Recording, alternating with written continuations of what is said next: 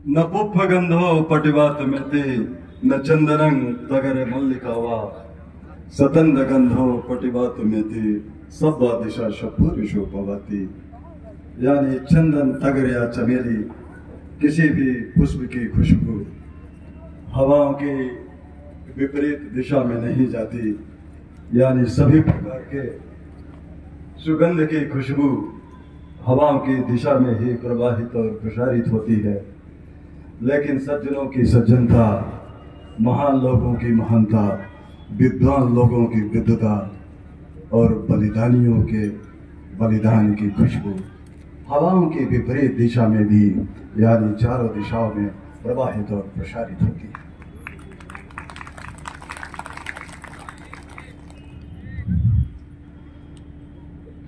भारतीय इतिहास के सूरज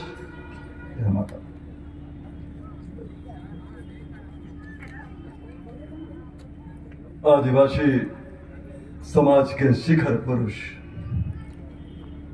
एवं बहुसंख्यक मूल निवासी समाज के सुपरस्टार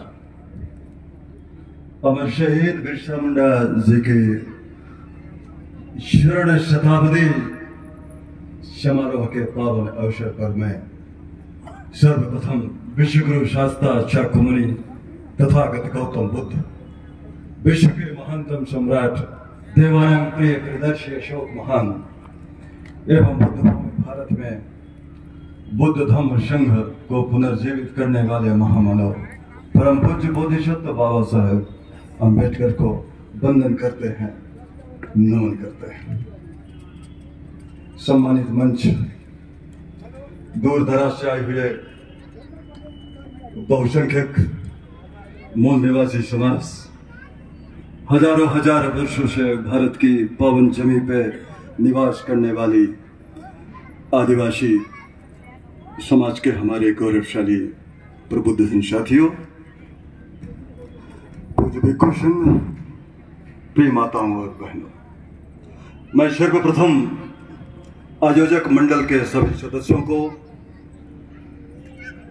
अपनी ओर से और आप सभी लोगों की ओर से साधुवाद ज्ञापित करते हैं, जिन्होंने इस बृहद कार्यक्रम के लिए बहुत संयम के साथ महीनों से मेहनत किया है, अनवरत रूप से।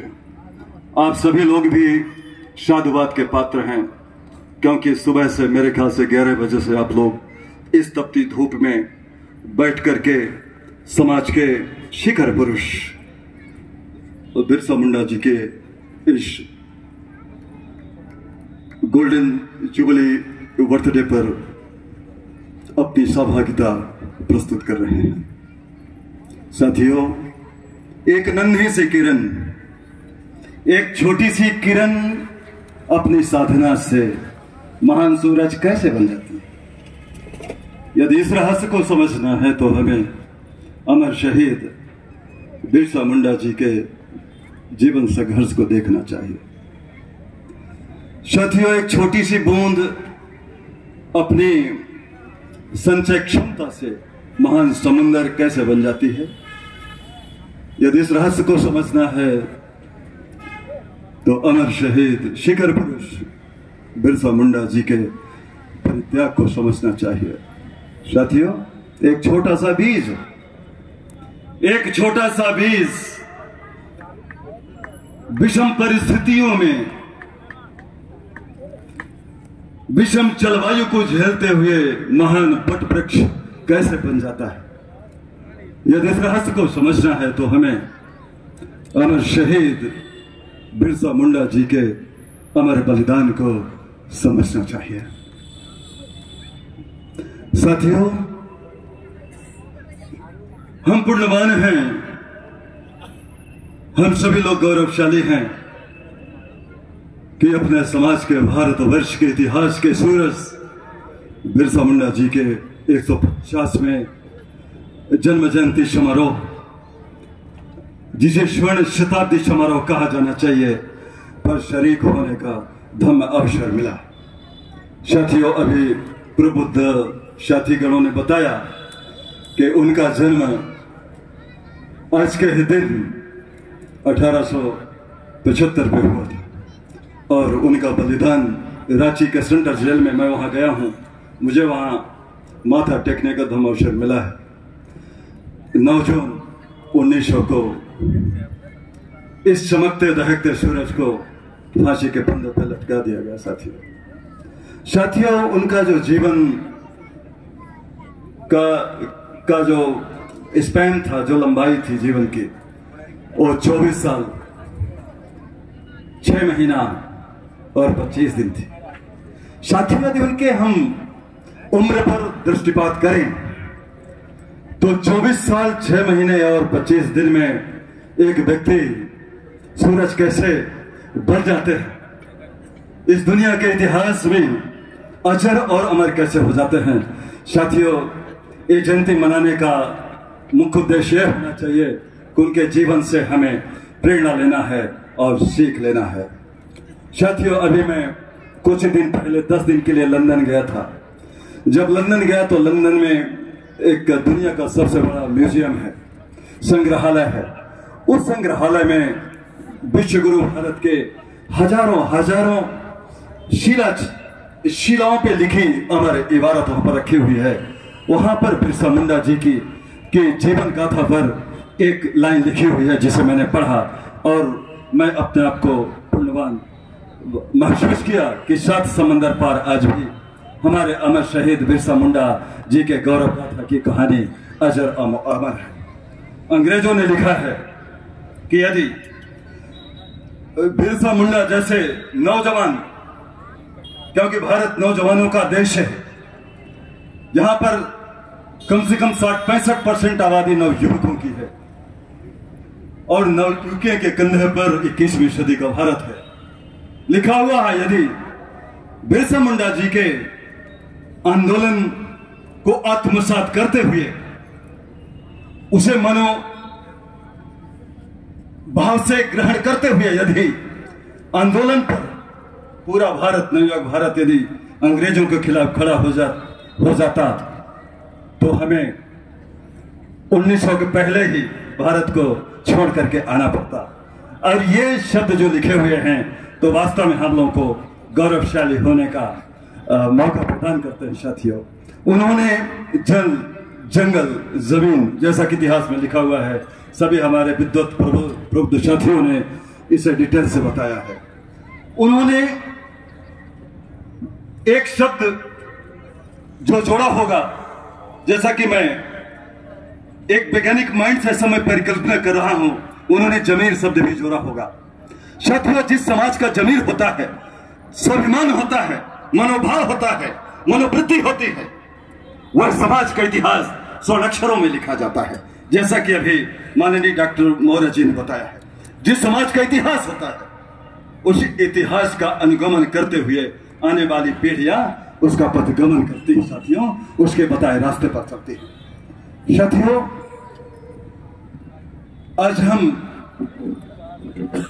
कार्तिक पूर्णिमा के पावन अवसर पर हम विश्वगुरु शास्त्रा शाक्त मुनि तथागत गौतम बुद्ध और ब्रह्मांड के महानतम सम्राट देवानंद प्रियदर्शी अशोक महान को वंदन करेंगे, नमन करेंगे और इस पुण्य की धारा में बुद्ध धम्म संघ को पुनर्जीवित करने वाले महामानव महाकवि पुनीत विक्रम बौद्ध जी को के चरण कमलों में वंदन करेंगे, जिन्होंने मानवीय मूल्यों के उत्थान के लिए 80 के दशक में धम्म का अनुगमन किया। साथियों, अभी बहुत सारी बातें हैं, मैं कुछ बातें कम शब्द में रखूंगा। अभी हमारे वक्ता जी नशे की बात कर रहे थे और वास्तव में नशा सबसे बड़ी समस्या है, विशेषकर हमारे देश का नवयुवक पंजाब से लेकर के दक्षिण भारत तक नशे के आगोश में फंसा हुआ है। मैं एक छोटी सी कहानी बताऊंगा। वो कहानी हम इसलिए नहीं बताएंगे कि आप कोई व्यक्ति नशा छोड़ दे या कि नशा एडॉप्ट करे। मैं एक बार ऑटो रिक्शा पकड़ने के लिए मैं कैंटी स्टेशन वाराणसी जा रहा था, तो ऑटो रिक्शा वाला रोका। ये बहुत पुरानी बात है, कम से कम 15 साल पुरानी बात है। इस कहानी को अच्छे से सुनेंगे।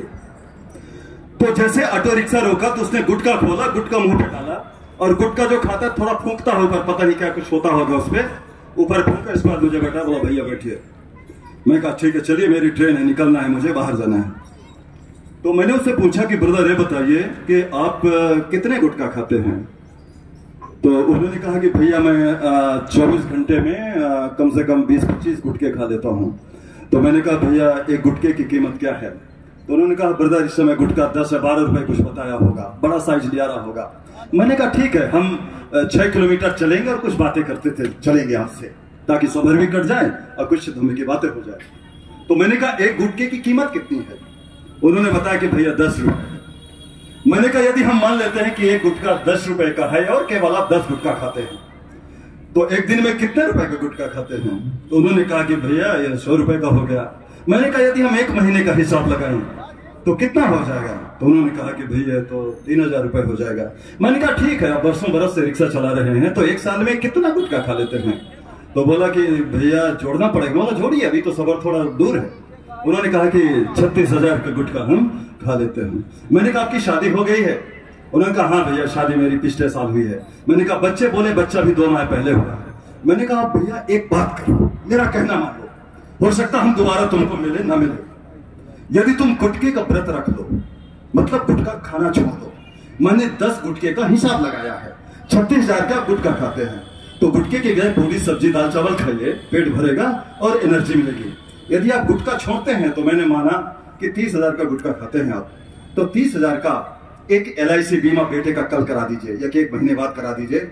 आपका बेटा, जो मासूम बेटा पिता को नहीं पहचानता, जो बेटा इस भारत की सरजमी को नहीं जानता, जो बेटा मम्मी पापा कहना नहीं सीखा, ब्रदर मेरा कहना मान लो, गुटखा छोड़ने के बदौलत आपका बेटा 25 लाख का मालिक बन जाए। साथियों समय गुजरता चला गया, इसके बाद मैं उतर गया और 4-5 साल बाद फिर से उसी ऑटो रिक्शा में, चूंकि लोग चलाते रहे तो उस रास्ते में फिर से मुझे कहीं जाना था। तो वो देखा तो मुझे पहचानने की कोशिश कर रहा था। बोला कि भैया मैंने आपको कहीं देखा है। मैंने कहा हो सकता देखे हूं। तो याद करते करते बताया कि आपने क्या गुटखे की कहानी बता। मैं बोला हाँ। मैं बोला लेकिन आपने किया क्या। बोला ब्रदर मेरा पैर छुआ और बोलता है ब्रदर पहले आप अपना परिचय दे दीजिए। मैं बोला कि मैं भारत सरकार की ओर से वर्जित मुझे किया गया है कि we can not give our own introduction in public place. आपने किया क्या है। बोला कि भैया 1 महीने बाद मैंने एक कोमल जीवन करके उस समय पॉलिसी आई थी, कोमल जीवन लिया और बोला भैया मैंने, आपने 30,000 कहा था, मैंने 32,000 कुछ रुपए का बताया कि उसका मैंने बीमा किया है। मैंने बोला बेटा भाई साहब मुझे तुम पर गर्व है, तो क्या गुटखा खाना भी छोड़ दिया। बोला पूरी तरह से, मुंह खोल के दिखाया और गुटखा नहीं खाता था। तो उसको मैंने एक लॉजिक दिया था।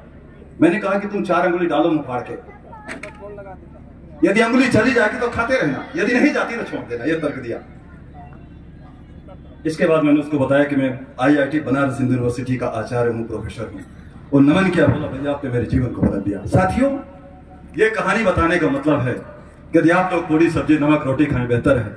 यदि आप लोग नशा छोड़ेंगे, नशे का हिसाब लगा सकते हैं क्योंकि हमारा समाज नशे पे लिप्त है, ठीक है ना। तो यदि आप लोग ऐसा कुछ छोड़ करके और कुछ अपने बच्चों के लिए कुछ करते हैं तो मैं पुण्यवान होगा और मुझे मेरा यहाँ आना अच्छा होगा। और इसी कहानी के बाद मैं एक छोटी सी बात मैं बताना चाहूंगा। यदि भिन्न प्रदेश का, मैं भारतीय प्रौद्योगिकी संस्थान में हूँ, IIT, हमारे विद्वत साथी लोग जानते हैं। मेरी 9 विदेश यात्रा फ्रांस, जापान, लंदन मिला करके, और अभी 2025 में मैं ऑस्ट्रेलिया जा रहा हूँ भारत सरकार की ओर से। तो बड़े सभा को तो हम लोग संबोधित करते रहते हैं। आप लोगों के बीच में आके मैं अपने को पुण्यवान महसूस कर रहा हूँ। और इस अवसर पर मैं कहना चाहूंगा कि यदि भिन्न प्रदेश से कोई बच्चा 2025 और 2030 के बीच में यदि IIT JEE पास करता है तो मैं उसके पूरे इंजीनियरिंग बीटेक की पढ़ाई के लिए पूरा खर्च मैं दूंगा।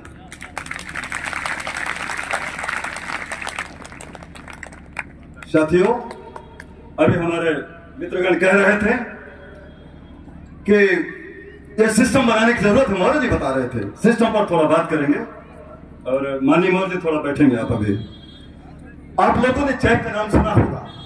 जैक होता है, जैक।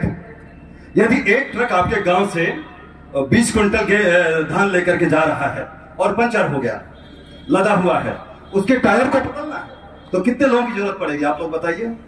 उसको उठाना पड़ेगा, फिर चक्का लगाना पड़ेगा, कितने लोगों की जरूरत पड़ेगी। कितने लोग जरूरत पड़ेगी बताइए कुछ, 10, 20, 15। लेकिन एक जैक सिस्टम होता है, जैक लगा करके एक छोटा सा बच्चे से घुमा देगा तो ट्रक पूरा उठ जाता है। वो जैक क्या है? What is jack? Actually I would like to describe about the system, what is interpretation of system. तो system has actually system provides power to sub system. वो जैक क्या है? एक सिस्टम है, टेक्निकल सिस्टम है, और थोड़ा सा फोर्स लगा करके उसको ट्रक को हम लोग खड़ा कर सकते हैं। इस प्रकार से एक सामाजिक सिस्टम की जरूरत है, ठीक है ना। हमारे यहां पर एक कहावत है ना कि 4 जने की लाठी 1 जन का बोझ होता है। इस प्रकार से संगठन की जरूरत है, एक सिस्टम बनाने की जरूरत है। और कैसा सिस्टम? आप लोगों ने मधुमक्खी को देखा होगा। यदि सिस्टम मानवीय सिस्टम की बात सोचना है, यदि आप सिस्टम बनाना चाहते हैं, चाहे राजनीतिक सिस्टम हो, चाहे सामाजिक सिस्टम हो, चाहे आर्थिक सिस्टम हो, तो मधुमक्खी से प्रेरणा लेना पड़ेगा। मधुमक्खी इसलिए ताकतवर होती है, छोटी सी मक्खी होती है, इसलिए ताकतवर होती है कि वो संगठन में रहती है, संगठन के साथ चलती है, एंड संगठन प्रोवाइड्स पावर। इस प्रकार से आप लोग एक सामाजिक संगठन बनाएं, और यहां पर हमारे धर्म मित्र लोग हैं जो आपको मार्गदाता का काम करेंगे। साथियों, समय चूंकि कम है और आप लोग सुबह से बैठे हुए हैं, कुछ मैं समय दूंगा। मैं एक छोटी सी कहानी बताऊंगा। एक बार ये जंगल पे आग लग गई। ये कहानी याद रखना, जंगल पर आग लग गई। जंगल पर सभी प्रकार के पशु पक्षी होते हैं। वहां पर एक सुंदर उपवन था, जिन्होंने अपने बलिदान द्वारा, बिरसा मुंडा जैसे अमर शहीदों ने अपने बलिदान द्वारा इस भारतवर्ष में एक उपवन लगाया, जो फलने लगा, फूलने लगा, खुशबू देने लगा, मीठे मीठे फल देने लगा समाज को। और इस कहानी को I would like to dedicate to all the great men of our society. Baba Saheb Ambedkar हैं, जिन्होंने समता संतता बंधुता की का एक उपवन लगाया। एक समय आया जब आग लगा दी गई। साथियों, जब जंगल में आग लगती है तो धू धू कर जलने लगता है। जब जलने लगता है तो पशु पक्षी वहां से भाग देते हैं। क्या करते हैं पशु पक्षी? भाग देते हैं जान बचाने के लिए। जब भाग देते हैं तो वहां पर एक बया चिड़िया आप लोग देखे होंगे। बया चिड़िया छोटी सी होती है। तो बया चिड़िया क्या करती है कि वहां पर एक सरोवर था, एक सरिता थी, एक नदी थी। वहां से अपने चोंच में पानी ला करके और उस पानी पे, उस आग पे डाल रही थी। जब डाल रही थी तो उस रास्ते से हाथी, गैंडा सभी दौड़ते हुए, भागते हुए आ रहे थे। तो उन्होंने चिड़िया को देखा तो कहा, बहुत मारीक कहानी 1-2 मिनट में पूरी हो जाएगी साथियों, और वो अपने उद्देश्य को हम बताना चाहते हैं।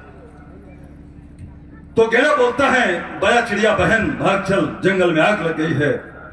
तो बोला, नहीं हमारे बच्चे, हमारे अंडे रखे हुए, मैं नहीं जा सकती। बोले, अंडे यार तुम जिंदा रख, दूसरे बच्चे पैदा कर लेना, क्या प्रॉब्लम है, जान बचा लो।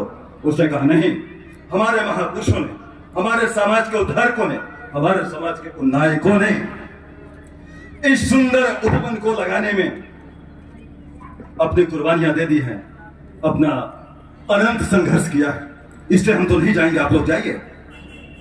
तब तक में हिरण आ जाता है, वो भी यही सवाल करता है, चिड़िया यही जवाब देती है। हाथी आता है, हाथी गजराज होता है, गजराज आगे चलता है जो मालिक होता है, और बाकी हाथी पीछे चलते हैं। तो गजराज बोलता है, चिड़िया बया चिड़िया क्या कर रही हो? बोले, भाई साहब गजराज, जंगल के राजा, हम तो आग बुझा रहे हैं। तब तक शेर आ जाता है, बोलता है, क्या तुम आग बुझा पाओगी?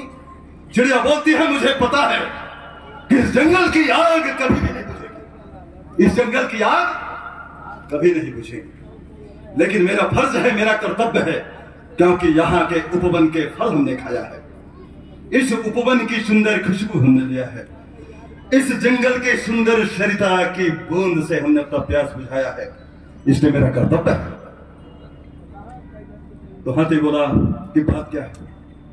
चिड़िया ने जो जवाब दिया, तो I would like to dedicate that story to, ये हमारे जो धर्मपत्र से बैठे हैं, आप सभी लोगों के लिए समर्पित है। चिड़िया बोलती है, मुझे पता है कि इस जंगल की आग नहीं बुझेगी, लेकिन अपना कर्तव्य समझकर इस जंगल की आग को बुझाने की कोशिश कर रहे हैं, और इसलिए कि जिस दिन जंगल का इतिहास लिखा जाएगा, जिस दिन जंगल की आग की भयानकता का जिक्र किया जाएगा, उस दिन मेरा नाम भागने वालों में नहीं, आग बुझाने वालों में लिखा जाएगा। चिड़िया ने कहा, मेरा नाम इतिहास के पन्नों में भागने वालों में नहीं, आग बुझाने में लिखा जाएगा। ये कहानी हम मंच के जो हमारे धम्म स्तंभ साथी लोग हैं उनके लिए समर्पित करेंगे। और आप जो दूर दराज से आए हुए, जिनके मन मस्तिष्क में जिज्ञासा है कि हम इस समाज के लिए कुछ मार्गदाता का काम करेंगे, हमारे धम्म मित्र लोग हैं जो दूर से आकर इस धूप में अपने संगीत में सुर से इसे आराधित कर रहे हैं, उनके लिए समर्पित है साथियों। मेरे ख्याल से समय नहीं है, जब कभी समय मिलेगा मैं फिर से आऊंगा। और आज से ही आप लोग अपने बच्चों के लिए शिक्षा दीक्षा का काम शुरू कर दीजिए। I will be very happy to provide financial support, academic atmosphere to all the students of Vindhya Pradesh. साथियों, एक कायद हो, एक सब हो, एक परचम हो, कभी बिखरी हुई कौम को फर नहीं मिलता। समझती क्यों नहीं आखिर, समझती क्यों नहीं आखिर हमारी कौम ये नुकता। लुट जाते हैं वे राही, लुटते रहते हैं वे राही, जिन्हें राहबर नहीं मिलता। बहुसंख्यक दलित शोषित अस्पृश्य पिछड़ा वर्ग भारतीय समाज और काल से आस बसने वाली अधवाह से हमारे राहबर विश्व के चरणों में नमो बुद्धाय जय जय विधान।